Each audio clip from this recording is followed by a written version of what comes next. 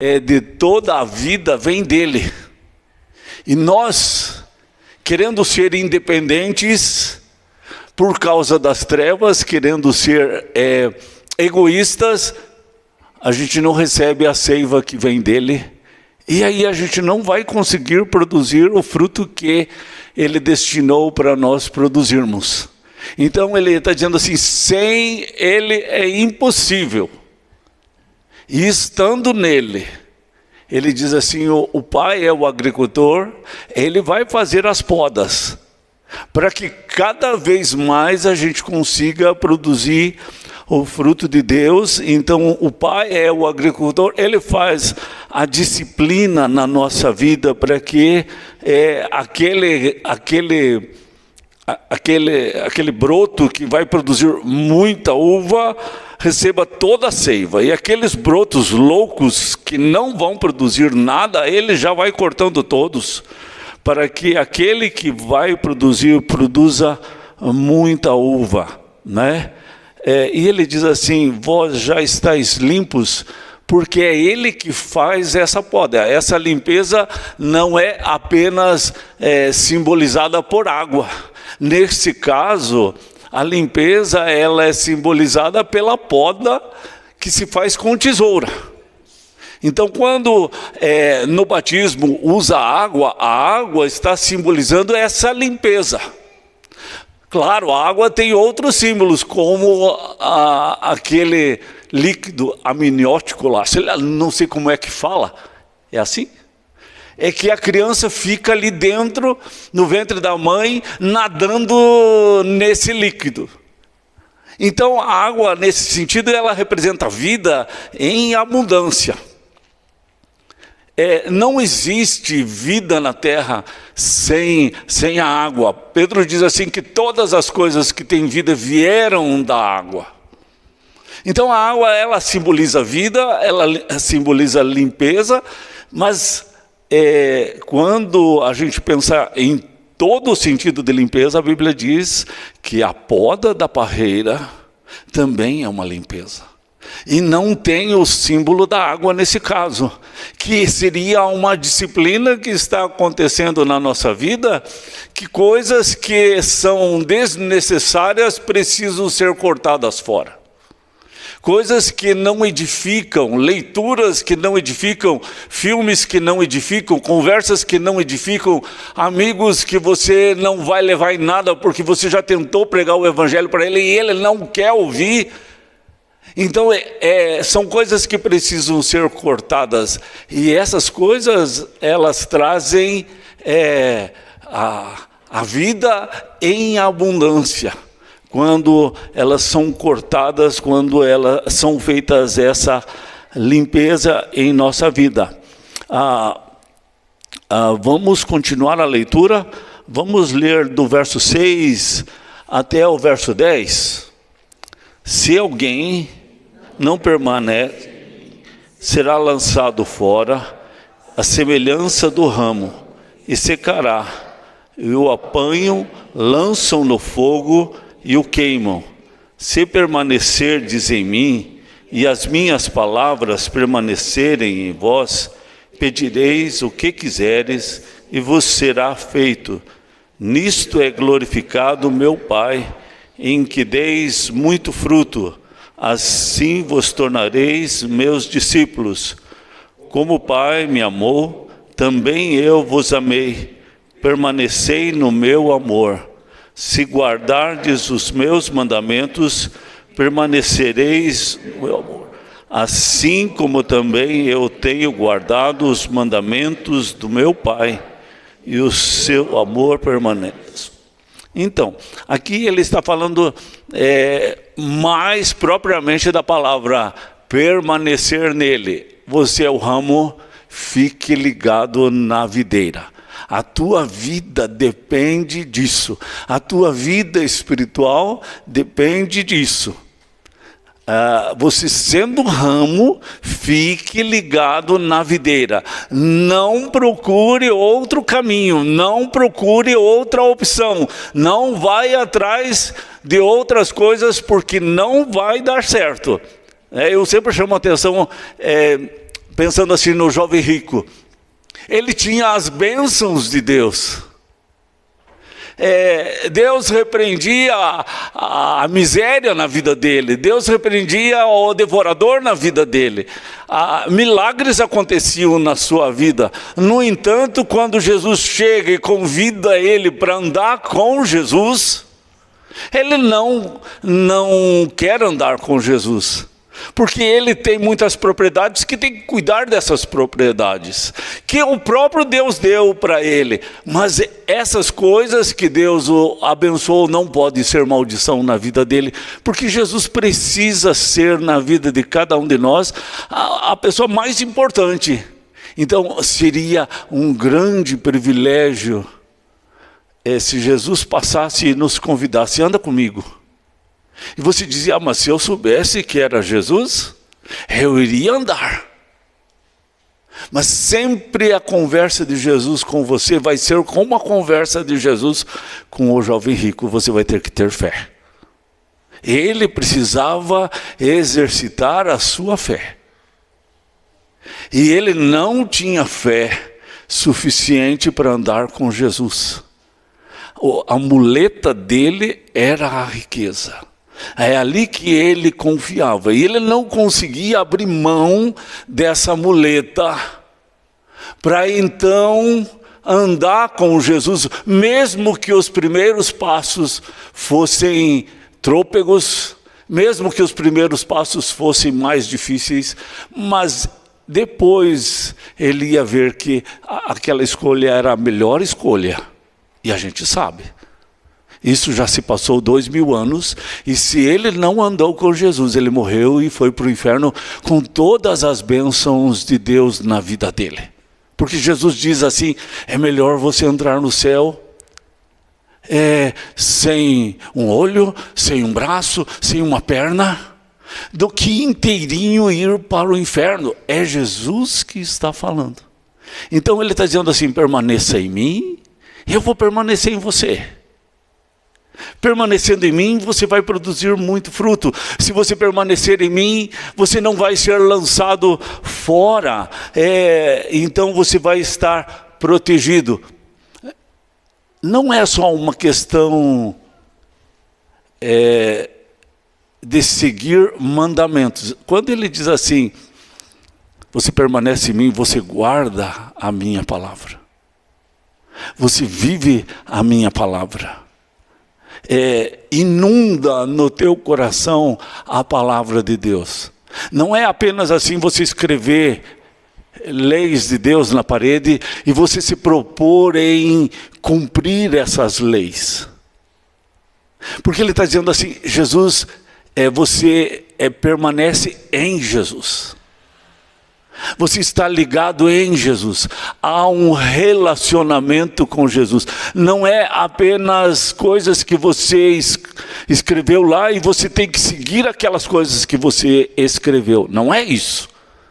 É fruto de um convívio com Jesus. Esse permanecer que ele está falando aqui. Tanto que ele diz assim que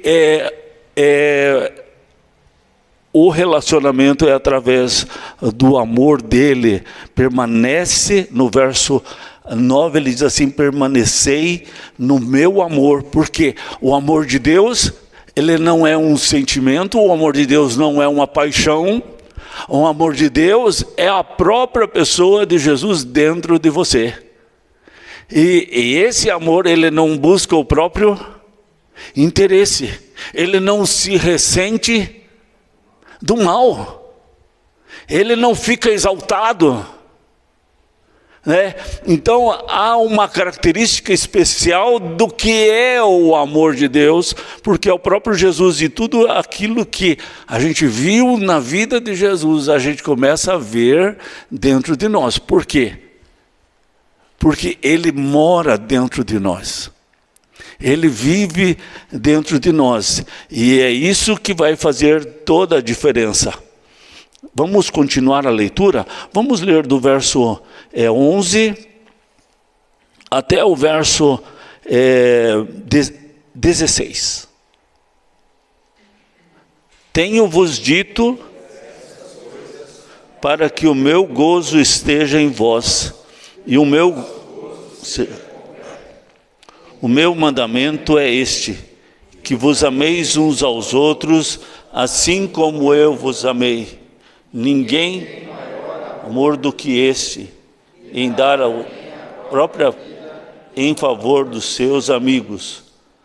Vós, meus amigos, se fazeis o que eu vos mando, não vos chamo servos, porque o servo não sabe o que faz o seu senhor, mas tenho-vos chamado amigos, porque quanto do meu Pai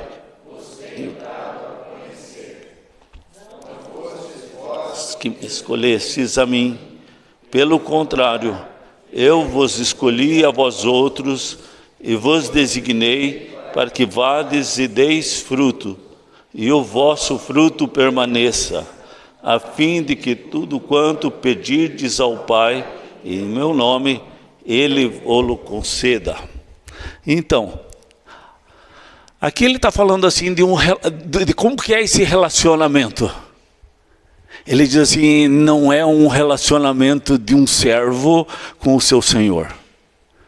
É um relacionamento de um amigo com o outro amigo. É um relacionamento de confiança, de intimidade, de andar na presença, de viver com Ele. Tanto que ele diz assim, para aqueles que disseram, mas Senhor, como é que o Senhor nos lança para o inferno se nós fizemos milagres em Teu nome? Nós fizemos sinais, nós expulsamos demônios em Teu nome. Jesus diz, eu não conheço vocês. Porque não havia relacionamento, havia milagres. E esses milagres eram feitos por Deus. Não quer dizer que Deus não fez os milagres. Quer dizer que não havia essa amizade, esse relacionamento, esse convívio. Muitas vezes o jovem presbiteriano gosta muito de teologia, e gosta de ler livros de teologia, mas não gosta de orar. Por que não gosta de orar? Porque não gosta do relacionamento. Porque oração define a questão do relacionamento. Por que a gente tem dificuldade com a oração? Porque a gente não se vê na posição de filho. Porque ainda não amadureceu esse relacionamento dentro de nós. Desse convívio, dessa dependência de Deus, de poder orar sem cessar, ele diz, o tempo todo estar em oração. Mas quando começar a ter esse relacionamento, esse tempo todo de oração, ele está dizendo assim, eu não chamo vocês de apenas um servo que decorou coisas para fazer, sabe fazer, gosta de fazer as coisas que foi mandado fazer, tem a listinha ali, e é um mordomo nesse sentido fiel, mas não é suficiente, porque Jesus está dizendo assim, não é essa fidelidade que eu estou te chamando para ser, eu estou te chamando para andar comigo, para ser meu amigo, para você ter a alegria plena em mim. É isso que ele está falando. E aí no final ele diz, da nossa leitura, ele diz assim, vocês não me escolheram, eu escolhi vocês. Essa escolha é aquilo que a gente chama de eleição. Deus te elege para andar com Ele. Deus te elege para Ele encher a vasilha da tua vida do óleo dEle. Para que esse óleo, quando for usado, vai funcionar uma lâmpada que vai acender essa chama e vai clarear. Ele diz assim, eu tenho um objetivo para vocês.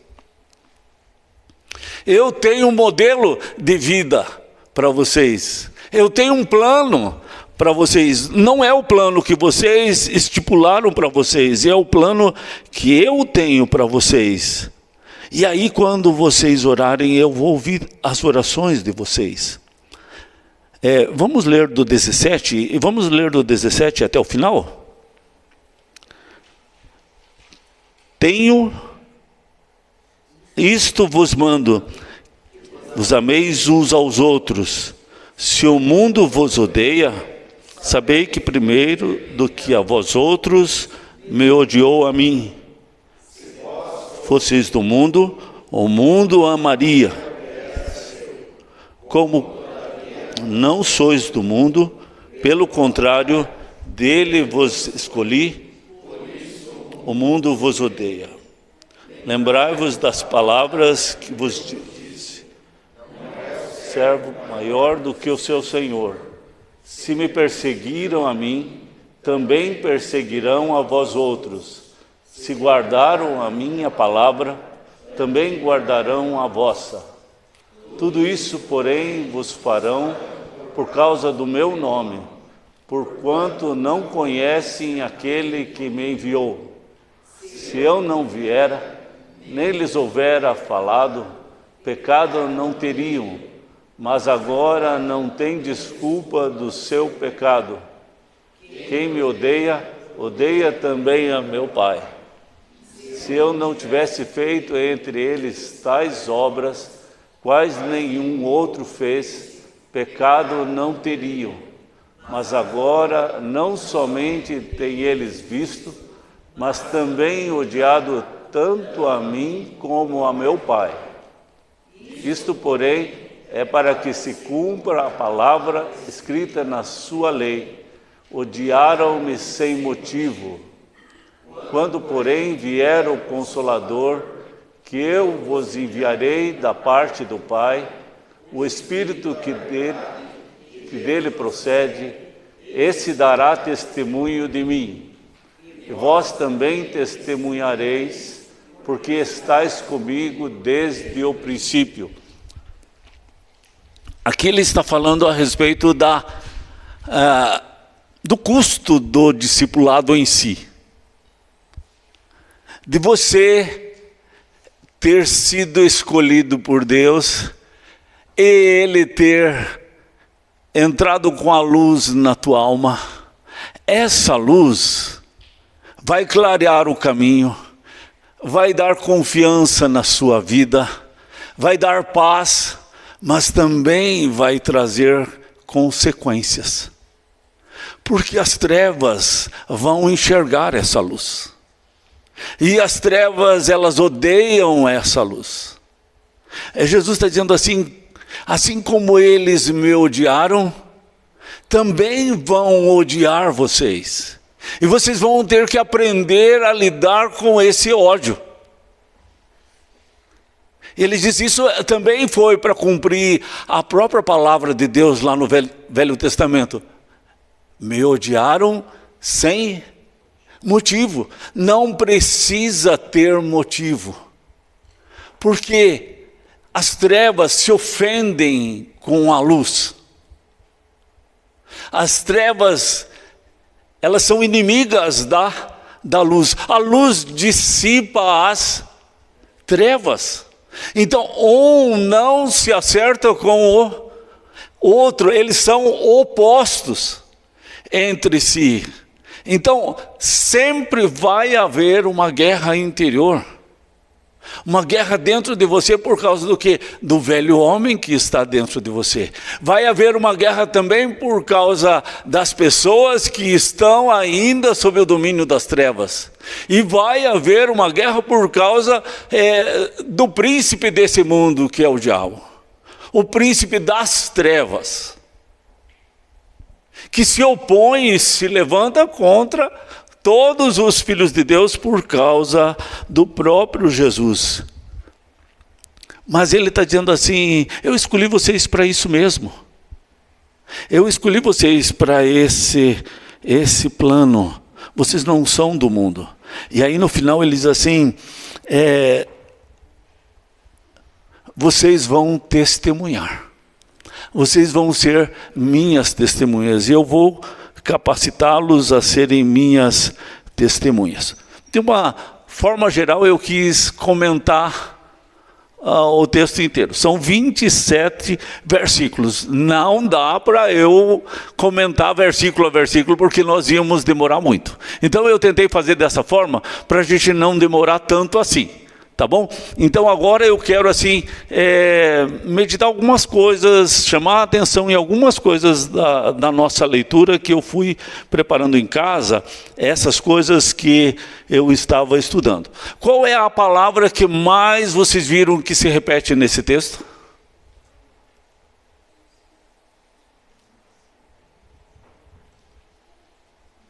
Qual é?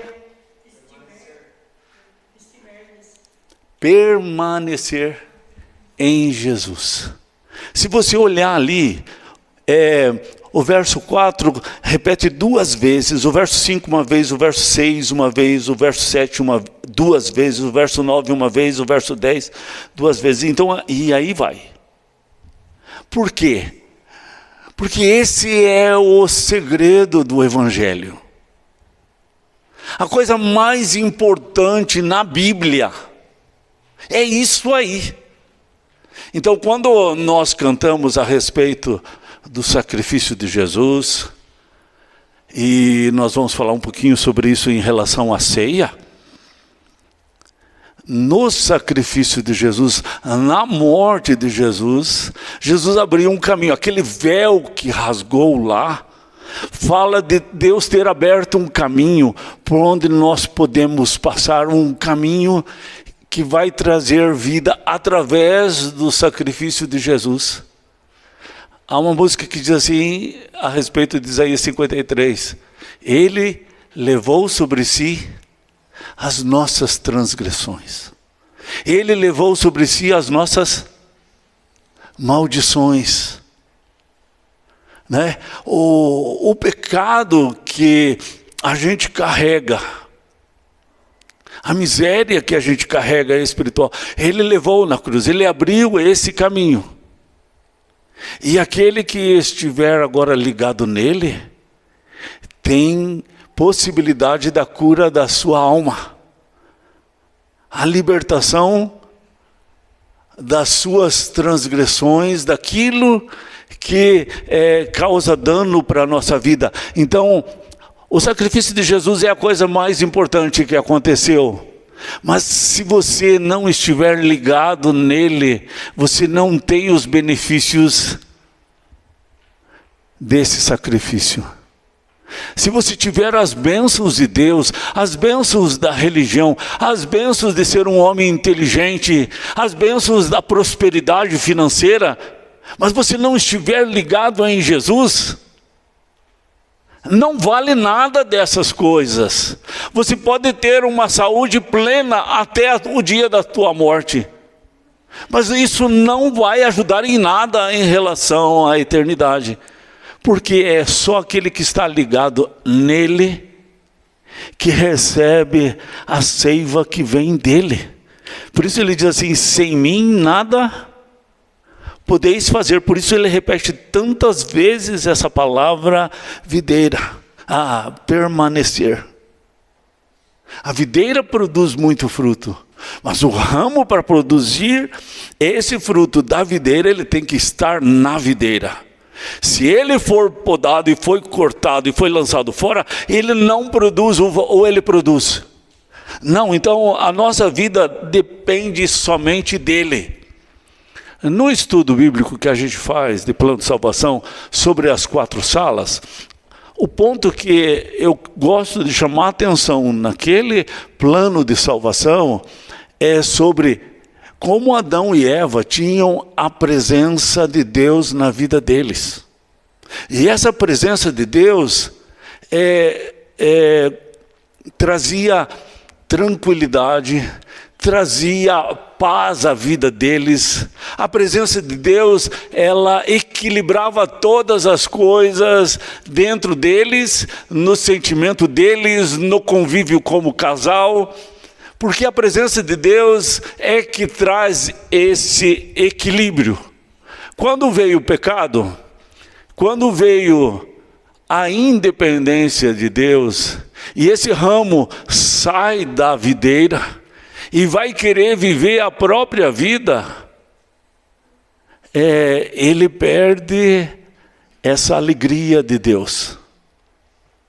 Fora do jardim, Adão, ele está se sentindo agora cheio de culpa, cheio de vergonha, cheio de medo. Ele sente sozinho, ele sente um vazio que toma conta da sua alma. Então, longe de Deus é inferno por causa disso. Longe de Deus é tristeza por causa disso. Então, inferno não quer dizer apenas fogo, como a gente tem muito a ideia de que inferno é um lugar terrível porque tem fogo. Não é essa a questão. O inferno é um lugar terrível porque essa presença maravilhosa de Deus não está mais na alma humana. A nossa alma foi feita para conter Deus dentro dela, mas não está mais lá. Há um buraco na nossa alma, que está faltando o nosso Criador ali. Jesus é esse caminho para a volta do Criador dentro da nossa alma. E é Ele que abre essa porta, essa chance de haver paz interior, ficar livre dessa culpa, ficar livre dessa vergonha. Então, a presença de Deus é o céu na nossa vida. A falta da presença de Deus é o inferno. É a depressão, é a loucura da paixão, é a loucura pelo dinheiro, pelo amor ao dinheiro. É aquele ramo querendo ser uma parreira, e ele nunca vai conseguir ser uma videira sozinho. Ele não consegue produzir uva sozinho, se ele não estiver ligado. Mas o nosso orgulho não permite isso. O nosso orgulho não deixa que a gente reconheça o erro e volte a estar na videira. Então, eu creio que quando ele está falando assim, eu chamo vocês agora de amigos, ele fala assim, permaneça no meu amor, ele está falando desse retorno do filho que dispersou e foi embora e que se perdeu. Mas ele precisa retornar. O teu lugar é na casa do Pai Celestial. É ali que você vai encontrar tua felicidade. O que significa permanecer? Essa palavra que foi repetida tanto no texto, o que significa permanecer?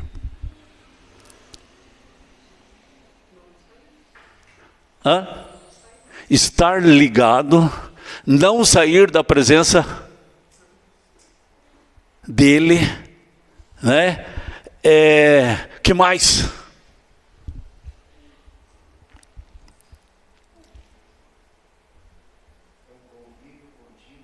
Um convívio contínuo. Tem um hino que a gente não canta, mas devia sempre cantar,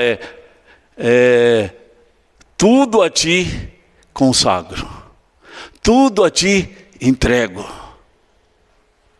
É quando eu tenho que jogar fora aquilo que eu estou segurando na minha mão, para poder segurar na mão dele.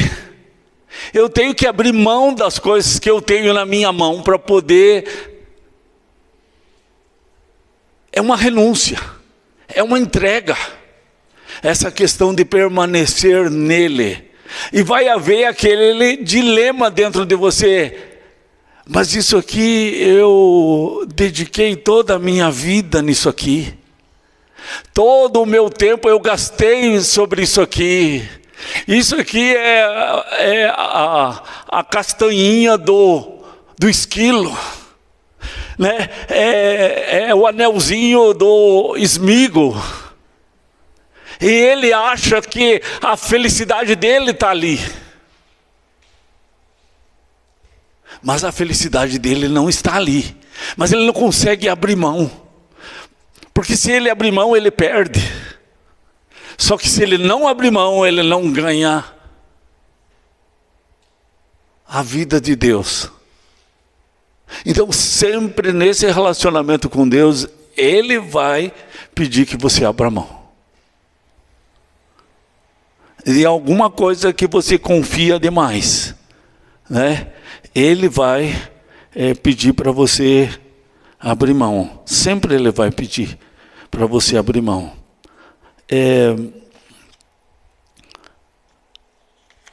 O que acontece se permanecermos nele?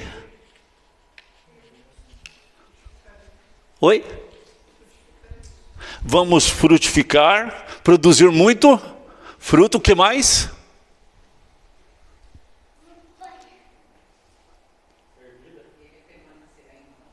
Ele permanece em nós. Isso é a coisa mais importante, porque para a gente poder frutificar, Ele precisa permanecer em nós, porque dele vem a seiva, dele vem a vida, para que essa uva, esse cacho de uva seja produzido dentro de nós. Ele disse: sem mim nada podeis fazer. Então, comece a notar. Você é um homem de oração ou você é uma mulher de oração? Ou você tem muita dificuldade com a oração? Faça um exame da tua vida em relação à oração. Como é que é a tua vida de oração? A oração que você faz na tua mente do dia inteiro, a oração que você separa aquele momento para Deus, e aquela oração que você faz junto com os irmãos. Você convida irmãos para orar? Você convida irmãos para montar uma reunião de oração? Ou é uma luta demais essa questão da oração? Porque aí você tem um termômetro de como é que é o relacionamento com Ele. O que mais acontece quando a pessoa permanece nele? De acordo com os versículos que lemos? Isso já foi falado, dá muito fruto. Já foi falado que Ele permanece em nós, já foi falado. E o que mais? Mas qual é a consequência de se permanecer nele? Também é odiado pelo mundo. O que mais? Você vai pedir e Deus vai responder a tua oração, porque a oração que você está fazendo é da vontade de Deus, porque você está nele. Então a tua vontade também mudou. E agora você não pede para esbanjar nos teus gostos, você pede aquilo que é a vontade de Deus. Então as tuas orações, elas são respondidas. Porque Ele mudou o nosso desejo. É como, vamos dizer, aquele menininho do tamanho de Isaac que queria muito um caminhão enorme.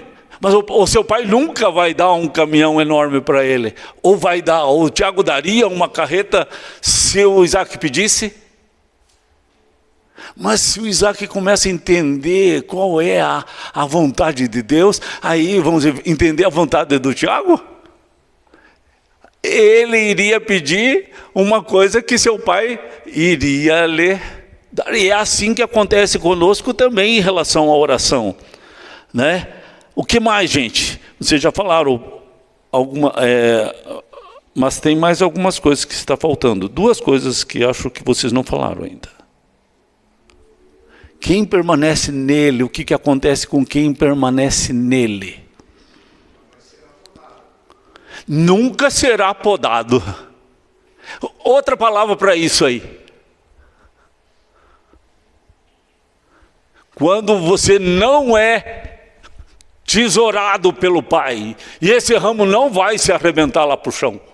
E não vai secar. Qual é a outra palavra que a gente podia dizer para isso? O que acontece com os ramos que ele corta? O que ele faz? Lança fora no fogo. Não tem mais chance para eles. Porque o destino de um ramo que não está na videira não é bom. Não é um destino agradável. Mas o que ele está dizendo assim, que uma vez que você está ligado na videira, o que acontece? Você não é lançado fora. O que ele está dizendo assim? Que os filhos de Deus, eles não vão se perder. Uma vez que você está ligado na videira, não tem como o ramo se perder.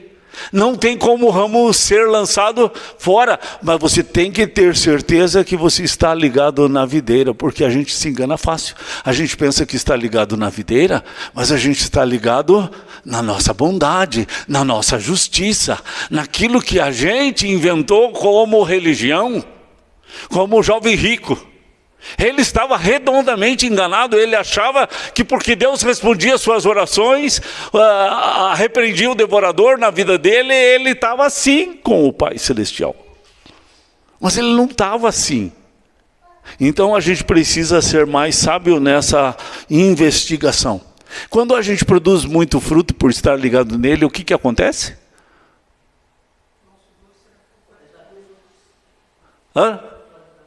Pode dar para os outros. E o que ele fala lá que acontece em relação a Deus?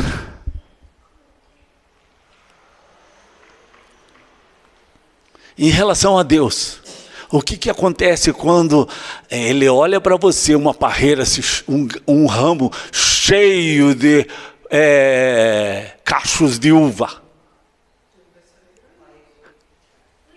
O Pai é glorificado quando você está produzindo muita uva. Entende? O que você tinha falado?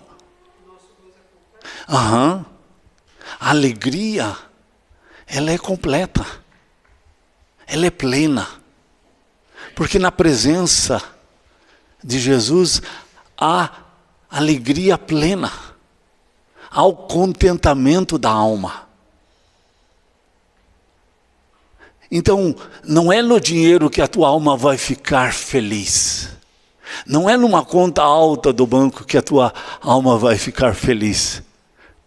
Não é em alguma coisa que a tua alma vai ficar feliz. É nele. A tua alma, ela se preenche nele. E é ilusão achar que é de outra forma. Qual que é a condição de Deus para isso? Permaneça. Guarde as minhas palavras. Guarde as minhas palavras. Se a gente guardar as palavras de Jesus, as palavras de Jesus, elas são espírito e são vida. As palavras de Jesus criaram o universo. Vocês acham que as palavras de Jesus não vão produzir dentro de nós vida? Por isso não largue das palavras de Jesus, guarde elas, decore, repita, fale as palavras.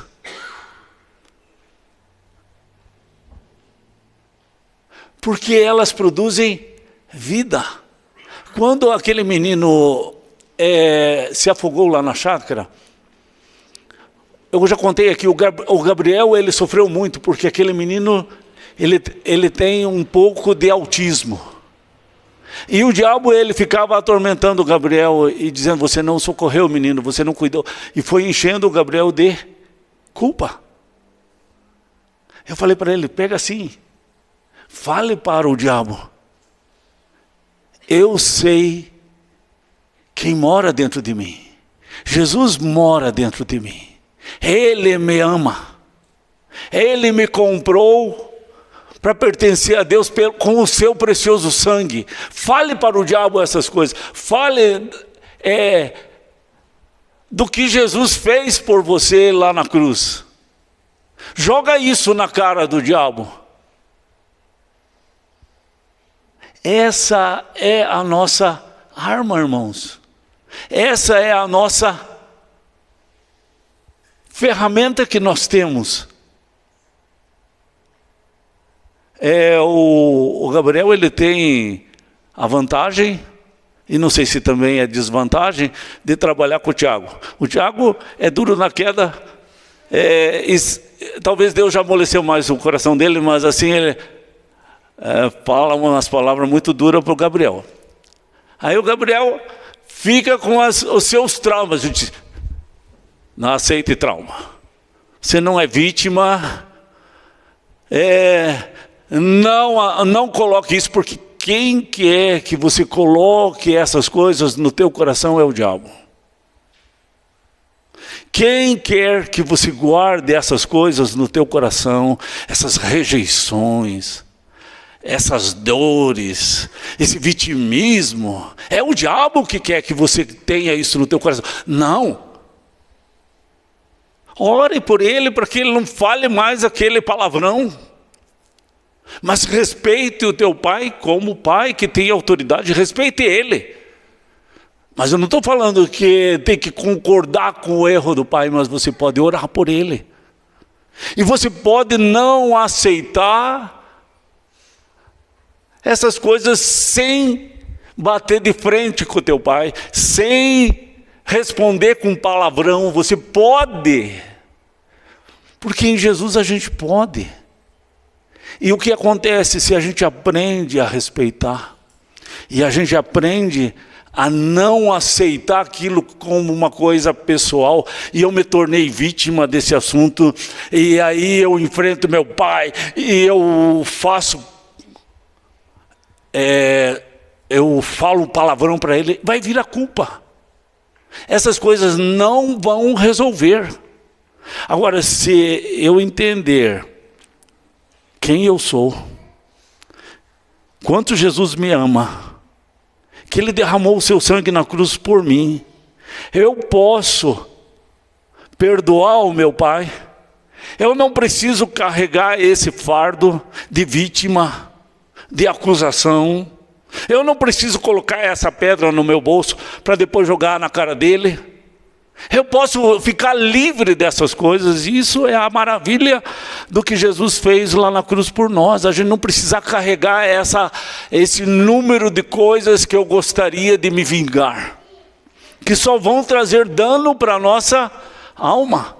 Aí eu estava falando com ele hoje mesmo, à tarde, falei, e o que vai acontecer mais para frente? Quando as pessoas começarem a te desprezar, quando as pessoas começarem a falar mal de você, tratar mal, te provocar a ira, você já está treinado.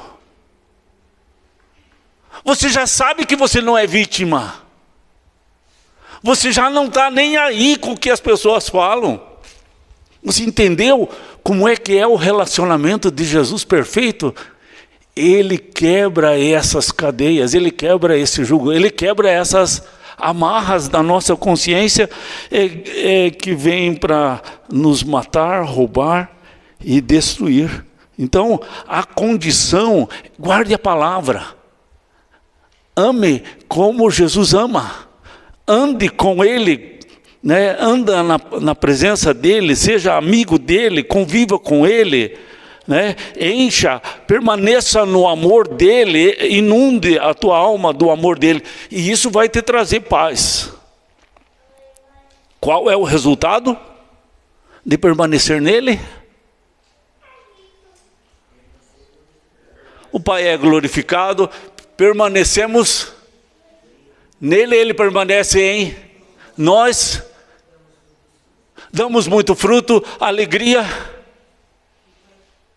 tem alegria completa no seu coração, não cai nas armadilhas, o amor de Deus é aperfeiçoado dentro de nós. Percebo que somos escolhidos por Ele, eleitos por Ele, somos odiados do mundo, mas não somos mais do que? Não somos mais filhos da ira, não somos mais do mundo. Não pertencemos mais às trevas, não pertencemos mais ao mundo. Então, irmão, você tem que ter certeza que você não pertence mais a esse mundo. Porque se ainda alguém aqui, tiver aqui alguém que ainda se vê pertencendo a esse mundo, precisa sair logo disso. E no verso 27, ele fala assim, e também testemunhar, porque estás comigo desde o princípio. Então, você vai testemunhar do que Jesus fez na tua vida. Eu quero contar a respeito de uma mulher, que eu vi o testemunho dela. Ela participou de um grupo que fala da restauração da alma. E eles estudaram bastante sobre essa questão de perdão e restauração. Essa mulher, ela apanhou demais do seu pai. Ela é casada e o marido dela também bate muito nela. Mas ela tem uma aparência de jovem, uma moça muito bonita, mas ela apanhou muito do seu pai. Ele derrubava no chão, dava chute nela em qualquer lugar do seu corpo. E depois, para fugir desse pai, ela casou com um homem que também bate nela.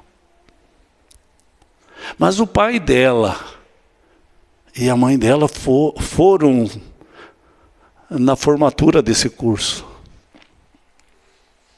E aí, qual foi a estratégia dela? Na formatura, ela disse, pai e mãe, fiquem de pé. E eles ficaram de pé. E ela começou a falar assim do amor que ela tem por eles. Ela não ficou jogando o que o pai fez. Ela não ficou revirando a lata de lixo. Ela não ficou mexendo nos podres do pai e contando tudo que o pai fez contra ela, não. Ela ficou falando do quanto Deus tinha colocado amor no coração dela por eles, por ele. E eles despencaram em choro. E eu estava lá, eu vi isso. Então eu quero falar sempre de uma coisa que é realmente possível, é real. É uma maldição uma jovenzinha dessa ter sido tantas vezes espancado pelo seu pai. É uma maldição. Casar com um marido para fugir desse pai e daí ser espancado por esse marido é uma maldição. Mas Jesus, ele pode quebrar essas maldições. Jesus pode quebrar essas correntes. Jesus pode destruir aquilo que está estragado. O sangue de Jesus, ele tem poder de remover qualquer pecado, qualquer culpa, qualquer estrago. Mas precisa estar nele. Estar ligado nele. Esse ramo tem que estar ligado nele para poder perdoar, irmãos. Nós não conseguimos perdoar sem que esse perdão venha dele. Por isso o ramo tem que estar ligado na videira. Fora da videira não existe perdão, porque o perdão é dele. É virtude dele, é seiva dele. E ele está dizendo, nós podemos estar ligados nele. Ele chama a cada um estar ligado nele. As virtudes de Deus vêm nesse sentido de perdão, porque o que acontece com o jovem rico? Ele tinha bênçãos de Deus na vida dele, mas ele não tinha essa bênção do perdão. Ele não tinha essa bênção de ser transformado em filho de Deus, nascido de novo, comprado pelo sangue de Jesus. Essa ele não tinha, que é a mais importante. Ele tinha outras bênçãos que a religião tem poder de dar para ele, mas não é a bênção da vida eterna que vem da mensagem da cruz. Eu sei que ficou longa a mensagem, porque o texto também é muito longo. São 27 versículos, mas está aí. Terminei a mensagem. Gostaria de convidar um irmão que Deus falou ao seu coração para fazer essa oração.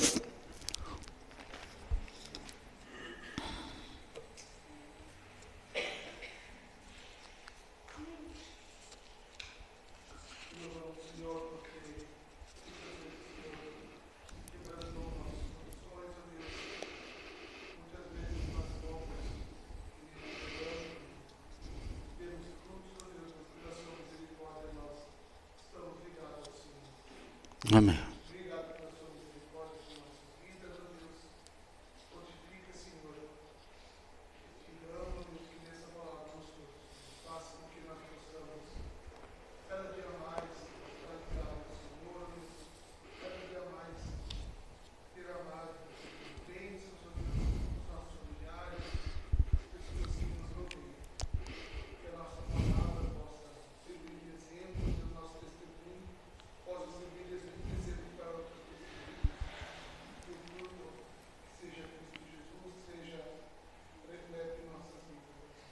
Amém.